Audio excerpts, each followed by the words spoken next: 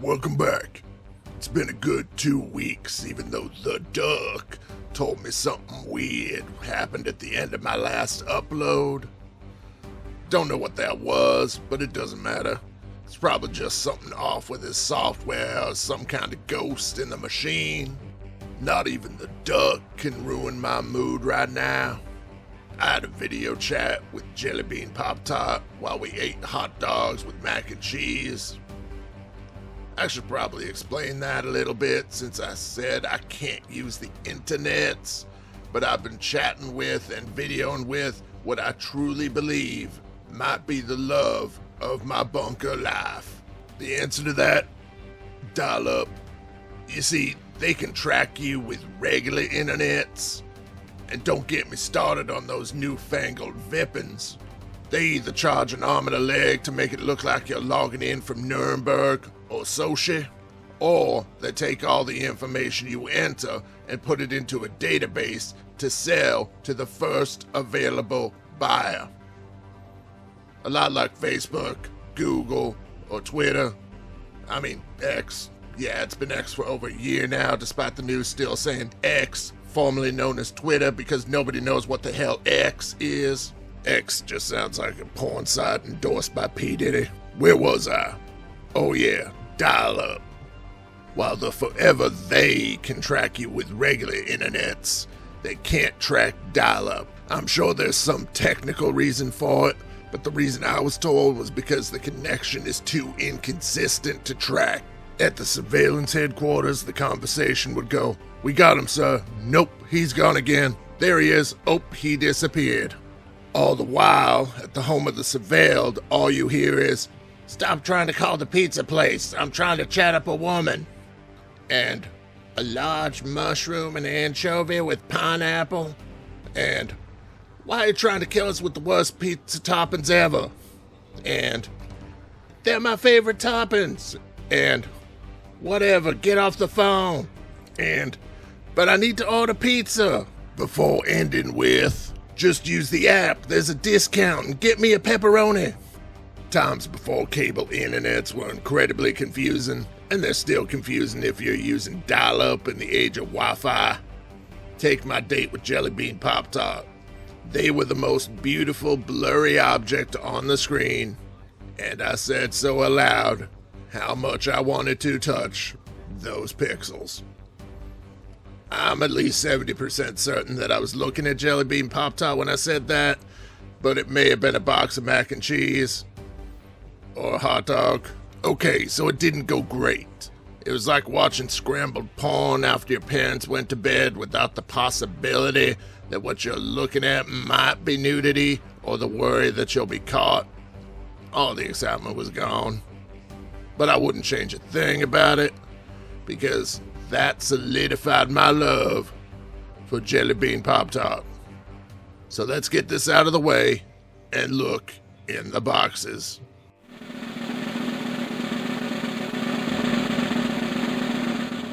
Alright, it's time to clarify some things I've mentioned before but didn't really have time to go into. You know, like dinosaurs not being extinct and being served as part of a Thanksgiving meal while being called turkey. Still can't believe people thought birds were real. Yes, it's true. Dinosaurs are still in existence, and when the comet hit the Earth, they escaped to the under-Earth, which is like Hollow Earth, but only half as moronic because it's not as deep. The under-Earth is maybe 20 miles down and is a vibrant, unspoiled, natural wonderland. It's so beautiful that evil LLC employees often take vacations down there, and if they don't come back to work on time, it's generally assumed that they liked it so much they decided to live out their days in ecological perfection. Or they were eaten by a velociraptor. Either way, paychecks stopped being sent immediately. It's not just dinosaurs that have escaped to the under-Earth. Nearly all extinct animals live down there. Golden toads, pinta giant sea tortoises, western black rhinos, Chinese river dolphins are all alive and well down there. Well, the toads did live down there, but they were quickly eaten by the Tasmanian tigers, who developed a taste for frog. It's not just extinct animals either that have been found in the under-earth. Pets that have been lost have been found down there. I knew someone who lost a litter of cats in a hurricane, only to find them again while trying to mourn their loss by vacationing on a beach in the under-earth. After hearing that, I spent most of my time down there trying to find my lost puppy, Flippy.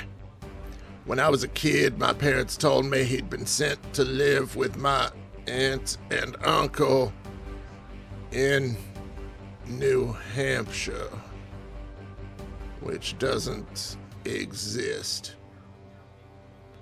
Damn it, Flippy died, didn't he?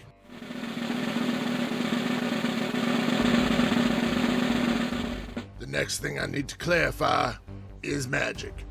Yes, magic is real. Apparently this is news to people, despite the fact that the alchemical monstrosity known as the duck-billed platypus exists. You think that thing was the work of intelligent design or evolution? No, it was a bunch of drunk rich kids playing with transmutation magic, trying to turn lead into gold, and somehow messing up so badly that they made their professors and biologists all over the world cry. Magic is actually to blame for most things you don't understand and things that shouldn't be happening. Let me list some examples. Airplanes. They stay in the air because of magic. That's why your phone is supposed to be turned off during the flight. Electronic signals break the magic bubble and cause the plane to have issues. A couple won't hurt anything, but some jerk not turning off their phone is actually the reason for turbulence. Mattress stores only stay in business because of magic. Let's do a little math. Mattresses only need to be replaced every 10 years or so, meaning 10% of the population buys a mattress every year. On the island of Manhattan, there's a population of 1.53 million people and over 24 mattress stores. We'll say 24 to make the math easy. That means, if spread equally, each mattress store sells a little over 6,000 mattresses. That's not enough to sustain a business, especially multiple of the same business. Therefore, magic. It's just math. And then there's reality TV. Shock and upset you didn't see coming? Yeah, it's magic. Either that or the producers were meddling in things, or you were just too dense to see the blatant writing on the wall.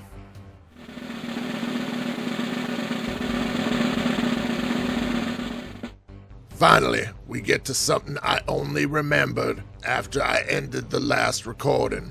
I spent a long time thinking about that quote. There is considerable overlap between the smartest bears and the dumbest tourists. It's a quote attributed to a park ranger in the 60s or 70s when they were trying to find ways to prevent bears from raiding trash cans. Yet that's the only source.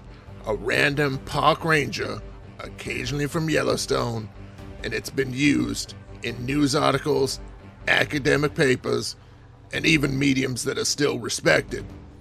No matter where you look, it's always the same source that isn't a source. Why?